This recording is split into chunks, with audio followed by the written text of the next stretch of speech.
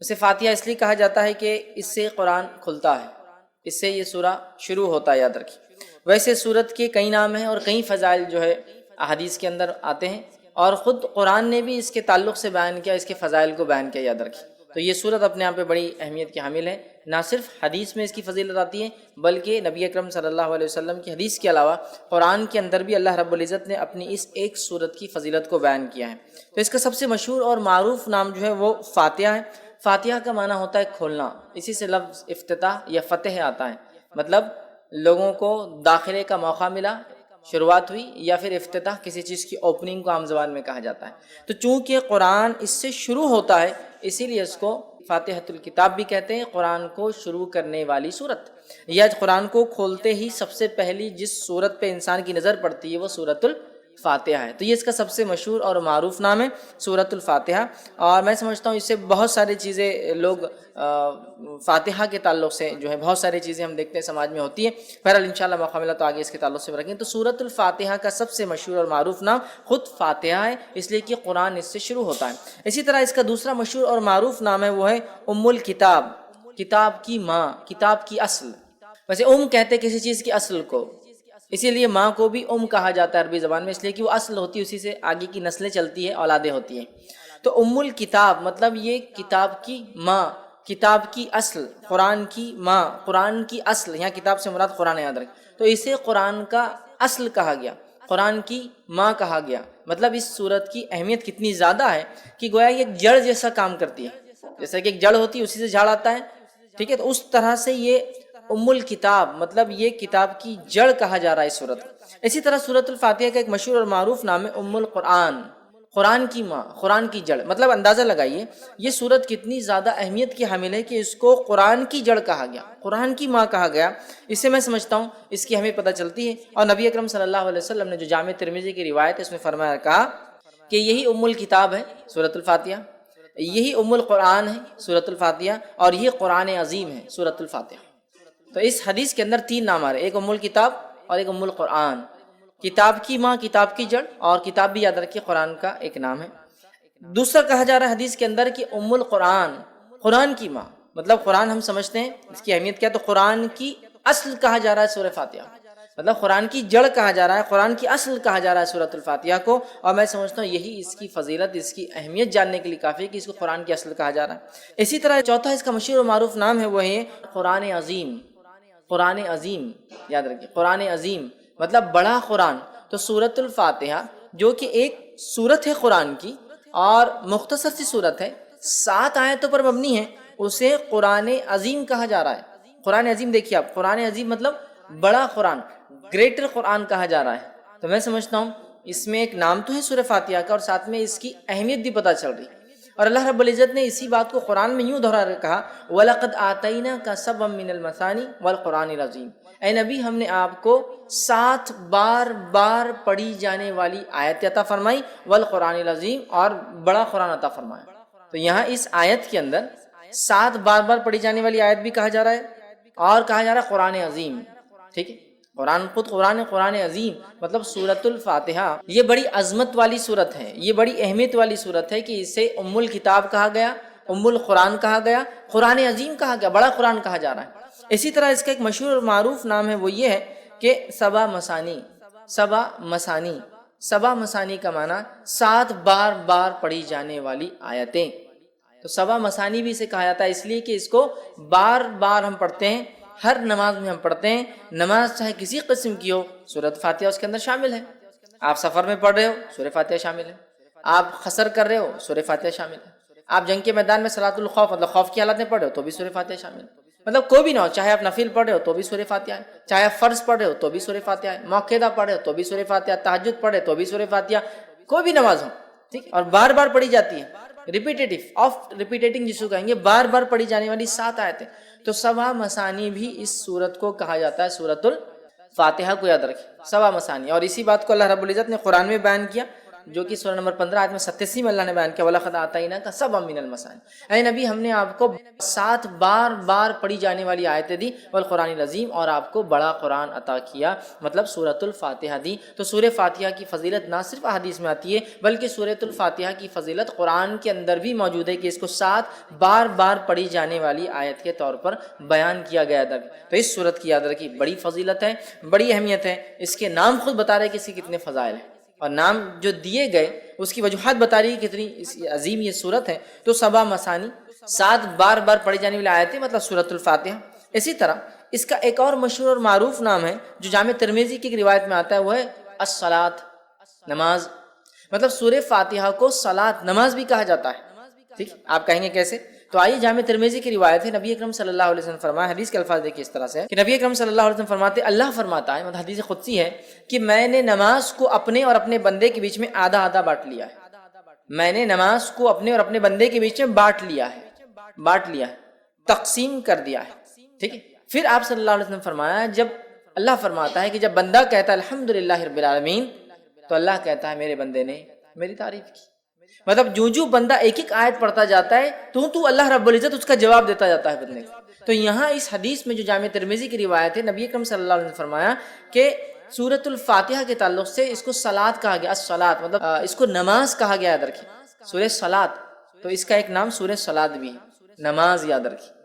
اور اسی لیے علماء لکھتے ہیں اس کا نماز میں پڑھنا ضروری بھی ہے، اس لیے کہ اس کو نماز کہا گیا۔ مطلب اگر کوئی نماز میں اس کو نہ پڑھے تو اس کی نماز نہیں ہوگی، جو آپ صلی اللہ علیہ وسلم حدیث میں بیان کرتے ہو۔ اسی لیے کہا جا رہا ہے کہ اس کو نماز کہا جا رہا ہے کہ میں نے نماز کو، صلاۃ کو اپنے اور اپنے بندے کے بیچ میں بانٹ لیا ہے۔ جب میرا بندہ کہتا ہے الحمدللہ رب العالمین، تو اللہ رب العزت جواب دیتا ہے کہ میرے بندے نے میری تعریف کی۔ پھر جب بندہ کہتا ہے الرحمن الرحیم، تو اللہ کہتا ہے کہ میرے بندے نے میری جو ہے تعریف بیان کی۔ ٹھیک ہے، تو مطلب ایک کی بعد ایک اللہ تعالیٰ جواب دیتا جاتا ہے، یاد رکھیں۔ میں انشاءاللہ آگے اس کی حدیث کی پوری تفصیلات رکھوں گا آپ کے سامنے۔ تو یہاں اس حدیث میں اس سورت کو صلاۃ کہا گیا۔ ٹھیک ہے، یہ ایک اس کا مشہور اور معروف نام ہے، اور یہ چھٹا نام تھا جو ہم دیکھ رہے ہیں۔ اسی طرح اس سورت کو سورہ الشفا بھی کہا جاتا ہے، اس لیے کہ اس کو بیماری کے علاج کے لیے یا اسی طرح جادو کے علاج کے اندر اس کو پڑھ کر دم کیا جاتا ہے۔ تو سورہ الشفا مطلب جس سے شفا حاصل کی جا سکتی ہے، یا اس کا ایک اور نام جو کہ ایک 8واں مشہور معروف ہے، سورۃ الرقیہ، اسے رقیہ بھی کہا جاتا ہے۔ کیوں رقیہ کہا جاتا ہے؟ اس کے پیچھے ایک طویل واقعہ ہے، اس کا بس مختصر رکھتا ہوں۔ واقعہ یوں ہے کہ صحابہ فرماتے ہیں کہ ایک مرتبہ صحابہ کی ایک جماعت جو کہ 30 لوگوں کے جو ہے قریب صحابہ تھے، وہ ایک گاؤں، ایک بستی میں گئے۔ اس بستی میں جانے کے بعد ہوا یہ کہ انہوں نے کھانے پینے کے لیے کچھ مانگا، بستی والوں نے انکار کر دیا چونکہ مسلمان تھے۔ نتیجتاً یہ ہوا کہ ان لوگوں کو بستی سے باہر رکنا پڑا۔ رات کے وقت لونڈی ایک بھاگتے ہوئے آئی اور کہا ہمارے جو آقا ہے، گروپ کا جو سردار ہے، جو لیڈر ہے، اس کو ایک بچھو نے کاٹ لیا یا سانپ نے کاٹ لیا، کسی موذی چیز نے، زہریلے جانور نے کاٹ لیا، کیا آپ میں سے کوئی ہے جو جھاڑ پھونک کرے؟ ایک صحابی کہتے ہیں میں جانتا ہوں۔ سارے لوگ تعجب کرنے لگے کہ یہ کیا جانتا ہے ایسے، ان کو امید نہیں تھی۔ وہ گئے اور جا کر سورہ فاتحہ پڑھ کے دم کر دی اور اس کو شفا ہو گئی۔ اس نے کچھ بکریاں، روایت میں آتا 30 بکریاں، چونکہ 30 صحابہ تھے، اور اس کے ساتھ ساتھ کچھ دودھ بھیج دیا، کافی دودھ بھیجا کہ یہ لوگ پیے کریں۔ تو لوگوں نے کہا ٹھیک ہے، بکریوں کا معاملہ ابھی ہم طے نہیں کرتے، جب مدینہ جائیں گے تو نبی اکرم صلی اللہ علیہ وسلم سے حالات بیان کریں گے، کیا ہوا، کیسے ہوا، پھر دیکھا جائے گا اس کا مسئلہ۔ نبی اکرم صلی اللہ علیہ وسلم سے جب بات بیان کی، آپ نے ان صحابی کو بلایا، کہا ادھر آؤ۔ وہ صحابی آئے تو کہا تمہیں کیسے پتا سورہ فاتحہ رقیہ ہے؟ تمہیں کیسے پتا سورہ فاتحہ رقیہ؟ اور یہ صحابی سے جب دوسرے صحابہ نے تبھی پوچھا تھا، جب وہ پڑھ کر آئے تھے تو پوچھا کیا پڑھا؟ تو کہا سورہ فاتحہ پڑھا میں نے۔ تو کہا تمہیں کیا پتا ہے؟ تو مجھے نہیں پتا، بولے اس کا علاج کیسے؟ میں نے سورہ فاتحہ پڑھا، اس کو فائدہ ہو گیا۔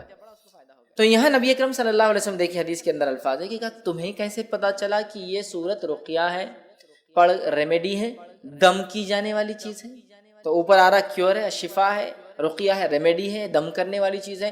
تو سورۃ الفاتحہ کی فضیلت بھی بہرحال آ رہی ہے اور اس کا نام بھی بہرحال اس کا پتہ چل رہا ہے۔ تو سورہ جس کو کہیں گے شفا یا شافیہ، یا اسی طرح جو ہے سورہ جو ہے رقیہ، مطلب وہ سورت جس کو پڑھ کر دم کیا جاتا ہے۔ اسی طرح اس کا ایک مشہور اور معروف نام ہے الحمد۔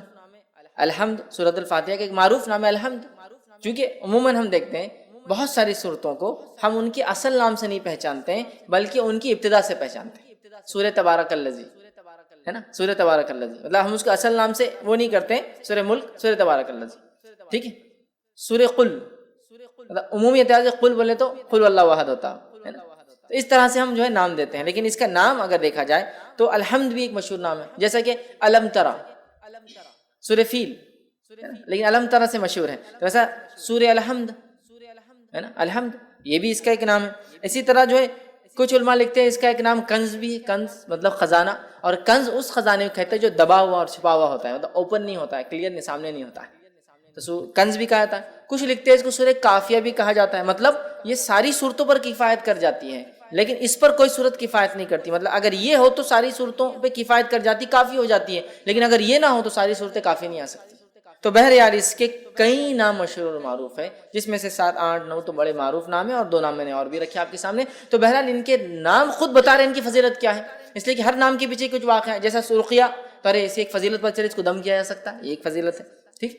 اور اس کے اندر 7 آیتیں ہیں، یاد رکھیے سورۃ الفاتحہ کے اندر 7 آیتیں ہیں، یاد رکھیے 7 اس کے اندر ٹوٹل آیتیں ہیں سورۃ الفاتحہ کے اندر، ٹھیک ہے۔ اور بسم اللہ سے یہ سورت جو ہے شروع ہوتی ہے، یاد رکھیے، ٹھیک ہے۔ اب اس میں اختلاف ہے کہ بسم اللہ کسی سورت کا حصہ ہوتا ہے یا نہیں ہوتا، یاد رکھیے، ٹھیک ہے، بسم اللہ کسی سورت کا حصہ ہوتا ہے یا نہیں ہوتا ہے، اس میں اختلاف ہے، سوا اس کے کہ جو ایک بار جو ہے جو سلیمان علیہ السلام کا واقعہ آتا ہے، جس میں سلیمان علیہ السلام نے جب خط لکھا تو تب لکھا انہ من سلیمان انہ بسم اللہ الرحمن الرحیم، کہ سلیمان کی طرف سے، اور سلیمان علیہ السلام نے شروع کیا خط اللہ کے نام سے جو بڑا مہربان نہایت رحم کرنے والا ہے۔ اس کو چھوڑ کر یہ تو آیت کا حصہ، اس کو چھوڑ کر یاد رکھیے بسم اللہ کے تعلق سے اختلاف ہے کہ آیت ہے یا نہیں ہے، اور بسم اللہ یہ ایک واحد ایسی آیت ہے یا ایسا حصہ ہے قرآن کا جس کو نہ ماننے پر کوئی انسان کافر نہیں ہوتا، سورہ کی ابتدا میں، بیچ میں نہیں، جب بیچ میں آ جائیں گا تو پھر تو ماننا لازم ہوا، جو ایک ہی جگہ آتا ہے، ٹھیک ہے۔ بسم اللہ الرحمن الرحیم 114 مرتبہ قرآن میں آتا ہے، 113 مرتبہ سوروں کے اوپر لگتا ہے اور ایک سورت کے اوپر نہیں لگتا ہے، ٹھیک ہے۔ اب بسم اللہ کو کیوں آیت مانا نہیں جاتا، کیوں مانا جاتا ہے، اس پہ ایک لمبی بحث ہے، بس میں مختصر ہی سمجھا دوں کہ اس میں خود صحابہ میں اور صحابہ کے بعد علماء کے اندر یہ اختلاف باقی رہا، تابعین تبع تابعین میں، کہ اکثر کا یہ ماننا تھا کہ بسم اللہ الرحمن الرحیم صرف سوروں کے ڈفرینسیشن کے لیے لگایا جاتا ہے، فرق کرنے کے لیے کہ دوسرا سورہ چالو ہو رہا ہے، بس اس وجہ سے اس میں اختلاف ہے کہ آیت ہے یا فرق کرنے کے لیے لگایا جاتا ہے۔ اور سورہ انفال اور سورہ توبہ کو بہت سارے صحابہ ایک ہی صورت مانتے تھے، جس کی وجہ سے سورہ توبہ کے اوپر بسم اللہ نہیں آتا ہے، چونکہ پورا واقعہ جنگ سے متعلق ہے، مال غنیمت سے متعلق ہے، جنگ میں کیا کرنا ہے، یہ ساری چیزیں تفصیلات ڈسکس ہو رہی ہے، سمجھ رہے ہیں؟ تو لہٰذا سورہ انفال اور سورہ توبہ کی تھیم ایک ہی ہے، تو بہت سارے صحابہ اس کو ایک ہی صورت مانتے تھے، سورہ انفال سے شروع کر کے سورہ توبہ کے آخر تک ایک ہی صورت مانتے تھے، اس وجہ سے بیچ میں بسم اللہ نہیں لگاتے تھے، سمجھا؟ تو باقی بھی ان کا کہنا تھا کہ یہ فرق کرنے کے لیے لگایا جاتا ہے، لیکن ایسی کچھ روایتیں ملتی جیسے کہ حدیث کے اندر آتا ہے، نبی اکرم صلی اللہ علیہ وسلم نے فرمایا، صحیح مسلم کی روایت آپ نے فرمایا، مجھ پر ابھی ایک سورت نازل ہوئی، صحابہ بیٹھے تھے، صحابہ نے کہا کون سی سورت؟ تو آپ صلی اللہ علیہ وسلم نے فرمایا بسم اللہ الرحمن الرحیم، اور آپ نے اس کے بعد سورت کو تلاوت کی، انا اعطیناک الکوثر، یہ سورۃ الکوثر تلاوت کی، تو یہاں پڑھا بسم اللہ الرحمن الرحیم انا اعطیناک الکوثر، سمجھ رہے ہیں؟ تو یہاں بسم اللہ آپ نے لگا دیا، تو کچھ علماء لکھتے ہیں بسم اللہ حصہ ہے اور ہر سورت سے پہلے پڑھنا چاہیے، کچھ نے کہا نہیں ہے، لیکن سورہ فاتحہ کے اندر جمہور کا یہ قول ہے، جمہور علماء کا یہ قول ہے کہ یہ جو ہے اس کا حصہ ہے سورہ فاتحہ کے حد تک، چونکہ اگر بسم اللہ کو نہ پڑھا جائے تو پھر 6 آیتیں بچتی ہیں، تو ان کا قول یہ ہے، لیکن اس کو جہر میں نہیں پڑھا جائے گا، سر میں پڑھا جائے گا، آیت کا حصہ تو ہے لیکن اس کو جہر میں نہیں پڑھا جائے گا، سر میں، کیوں جہر میں نہیں پڑھا جائے گا اور سر میں پڑھا جائے گا؟ تو اس تعلق سے یہ دیکھا گیا کہ بہت سارے صحابہ اس کو جہر میں نہیں پڑھتے تھے، اور خلفائے راشدین بھی چاروں بھی اس کو جہر میں نہیں پڑھتے تھے، لہٰذا اکثریت نے نہیں پڑھا، لیکن کچھ قیرتوں کے اندر بسم اللہ بھی پڑھا جاتا، جیسا مدینے کے اندر پڑھا جاتا تھا، مکے میں نہیں پڑھا جاتا تھا، بہرحال اس کے بعد بہت سارے علاقوں میں پڑھا گیا، بہت سارے میں نہیں، اور آج بھی ہم دیکھتے ہیں بہت ساری جگہ آپ دیکھیں گے جب بسم اللہ کو پڑھیں گا خالی تو بسم اللہ الرحمن الرحیم الحمدللہ سے کریں گا، لیکن بہت ساری جگہ نہیں، بہرحال تو اس میں بھی اختلاف ہے کہ جہر میں پڑھا جائے نہ پڑھا جائے، لیکن بات ثابت ہے کہ خاموشی میں بھی اس کو پڑھا جا سکتا ہے، تو یہ حصہ ہے سورہ فاتحہ کا، لیکن اس کو جہر میں نہیں پڑھا جائے گا، بسم اللہ الرحمن الرحیم امام دل میں پڑھیں گا، الحمدللہ رب العالمین اس کے بعد سے اس کو جہر میں پڑھیں گا، جہاں جہری نماز ہے اور سرجہ نماز ہے تو وہاں تو سوال ہی نہیں آتا، ٹھیک ہے۔ تو اس کے اندر 7 آیتیں ہیں، اور اس کی دلیل سورہ نمبر 15 آیت نمبر 87، جس میں اللہ رب العزت نے فرمایا وَلَقَدْ آتَيْنَاكَ سَبْعًا مِنَ الْمَثَانِي وَالْقُرْآنِ الْعَظِيمِ، اے نبی ہم نے آپ کو 7 بار پڑھی جانے والی آیتیں اور بڑا قرآن عطا فرمایا، اور اس سے مراد سورۃ الفاتحہ، چونکہ بہت ساری حدیثیں اس پہ دلیل ہے کہ سبع من المثانی وہی ہے جو سورہ فاتحہ ہے، آگے انشاءاللہ میں اس بات کو رکھوں گا، ٹھیک۔ تو اس میں ٹوٹل 7 آیتیں سورۃ الفاتحہ کے اندر، ٹھیک ہے، اور اس کو بار بار پڑھا جاتا ہے، 7 بار پڑھی جانے والی آیتیں، اور ہم جانتے ہیں کہ کوئی نماز اس کے بغیر مکمل نہیں ہوتی ہے، چاہے انسان کسی بھی قسم کی نماز پڑھا ہو، سفر میں ہو یا شہر میں ہو، اپنے علاقے میں ہو، چاہے وہ نماز فرض ہو، سنت ہو، نفل ہو یا کسی بھی قسم کی نماز ہو، ساری نمازوں کے اندر سورۃ الفاتحہ پڑھی جاتی ہے، یاد رکھیے اس چیز کو، ٹھیک ہے۔ تو اس کے اندر 7 آیتیں ہیں۔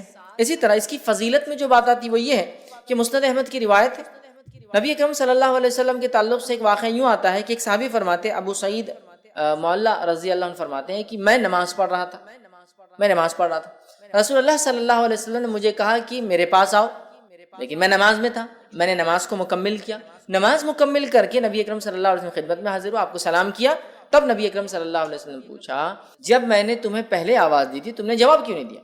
تو انہوں نے کہا اللہ کے رسول صلی اللہ علیہ وسلم میں نماز کی حالت میں تھا، نماز پڑھ رہا تھا۔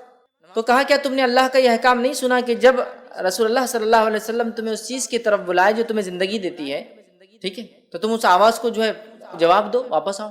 تو کہ اللہ کے رسول صلی اللہ علیہ وسلم میں اس کو نہیں جانتا تھا، میں انشاءاللہ اگلی بار ضرور کروں گا۔ مطلب نبی اکرم صلی اللہ علیہ وسلم اگر کوئی شخص نماز بھی پڑھ رہا ہوتا اور آپ آواز دیتے تو اس شخص کو آپ کی آواز پر آپ کے پاس حاضر ہونا یا موجود ہونا ضروری تھا، یاد رکھیے، نماز توڑ کر۔ یہ بات آ رہی کہ تم کیوں نہیں آتے؟ کہا میں نماز پڑھتا ہوں۔ کہا نماز پڑھتے کیا تم نے یہ نہیں سنا اللہ کا حکم؟ ٹھیک، تو کہا میں اب آئندہ اس بات کو یاد رکھوں گا۔ تو کہا میں تمہیں اس مسجد سے نکلنے سے پہلے جو ہے قرآن کی سب سے بڑی سورت سکھاؤں، اس مسجد سے نکلنے سے پہلے قرآن کی سب سے بڑی سورت سکھاؤں۔ اور آپ صلی اللہ علیہ وسلم بات کرتے کرتے آگے جا رہے تھے اور صحابی کہنے لگے مجھے ڈر لگنے لگا کہ اللہ کے رسول صلی اللہ علیہ وسلم مسجد سے باہر نکل جائیں گے اور میرے کو سورت تو نہیں سکھائی سب سے بڑی۔ تو فوراً جب مسجد کے دروازے پر آئے کہ اب نکل جائیں گے، مطلب اس کے اینڈ پر آئے، تو کہا اللہ کے رسول صلی اللہ علیہ وسلم آپ نے کہا مجھے آپ قرآن کی سب سے بڑی سورت سکھائیں گے۔ کہا آپ نے بتائیں؟ تب نبی اکرم صلی اللہ علیہ وسلم نے کہا الحمدللہ رب العالمین، یہ قرآن کی سب سے بڑی سورت ہے، الحمدللہ رب العالمین یہ قرآن کی سب سے بڑی سورت ہے، ٹھیک ہے۔ اور پھر کہا یہی جو ہے 7 مثانی ہے، 7 بار بار پڑھی جانے والی آیت، یہی ام القرآن ہے اور یہی قرآن عظیم ہے۔ یہ 7 بار بار پڑھی جانے والی آیتیں، یہی بڑا قرآن ہے اور یہی قرآن کی اصل ہے، جڑ ہے، ماں ہے۔ سب سے بڑی سورت کا قرآن کس کو؟ سورۃ الفاتحہ کو۔ اس کا نمبر 1 ہونا خود اپنے آپ میں دلیل ہے کہ اس کی کتنی اہمیت ہے سورۃ الفاتحہ کی۔ آئیے دوسرا واقعہ لیتے ہیں، یہ جامع ترمذی کی روایت ہے۔ ابی بن کعب رضی اللہ عنہ جو ہے نماز پڑھ رہے تھے، نبی اکرم صلی اللہ علیہ وسلم نے آواز دی تو انہوں نے جواب نہیں دیا چونکہ نماز پڑھ رہے تھے۔ نبی اکرم صلی اللہ علیہ وسلم دوسری بار آواز دی تو انہوں نے جلدی نماز پڑھنا شروع، اسپیڈلی ایک دم تیزی سے، اور جلدی سے سلام پھیرا، نماز جلدی پڑھ کر اور گئے اور سلام کیا اور کہا اللہ کے رسول صلی اللہ علیہ وسلم میں نماز پڑھا۔ تو کہا جب میں نے تمہیں آواز دی تو تم نے مجھے جواب کیوں نہیں دیا، آئی کیوں نہیں؟ تو کہا اللہ کے رسول صلی اللہ علیہ وسلم میں نماز میں تھا۔ تو کہا تم نے کیا اللہ کا یہ احکام نہیں سنا کہ جب اللہ کے رسول تمہیں اس چیز کی طرف بلائے جو تمہیں زندگی دیتی ہے، یہ آیت نہیں سنی؟ تو کہا سنی۔ تو کہا انشاءاللہ میں آئندہ یاد رکھوں گا اور آپ کی آواز آتے ہی میں آ جاؤں گا، ٹھیک۔ پھر اس کے بعد نبی اکرم صلی اللہ علیہ وسلم نے ان سے کہا کہ میں تمہیں ایک ایسی سورت سکھاؤں گا آج مسجد سے نکلنے سے پہلے، جو سورت اس سے پہلے نہ توریت میں نازل ہوئی، نہ زبور میں نازل ہوئی، نہ انجیل میں نازل ہوئی، نہ فرقان میں نازل ہوئی، 4 کتابوں کے نام لیا، نہ فرقان میں نازل۔ تو یہ بڑے خوش ہو گئے، کہا بالکل سکھائیے۔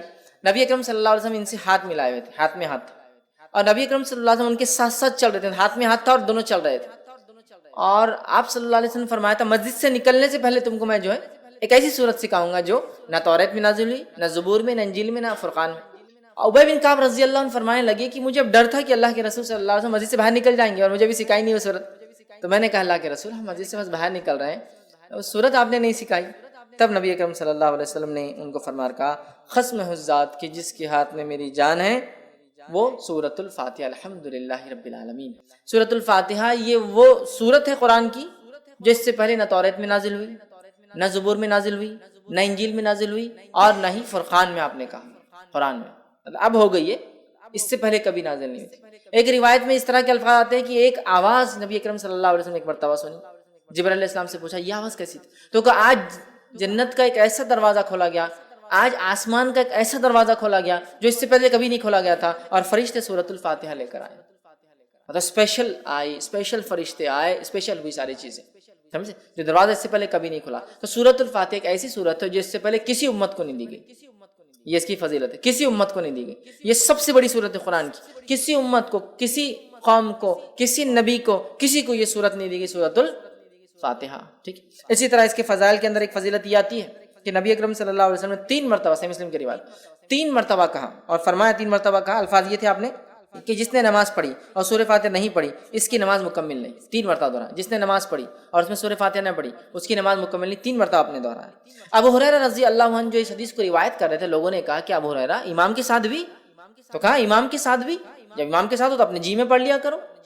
جب امام ہو قرات کر رہا ہو تب تو کہا اپنے جی میں پڑھ لیا کرو، دل میں پڑھ لیا کرو پھر، لیکن تب بھی پڑھنا ہے تم کو. ٹھیک ہے.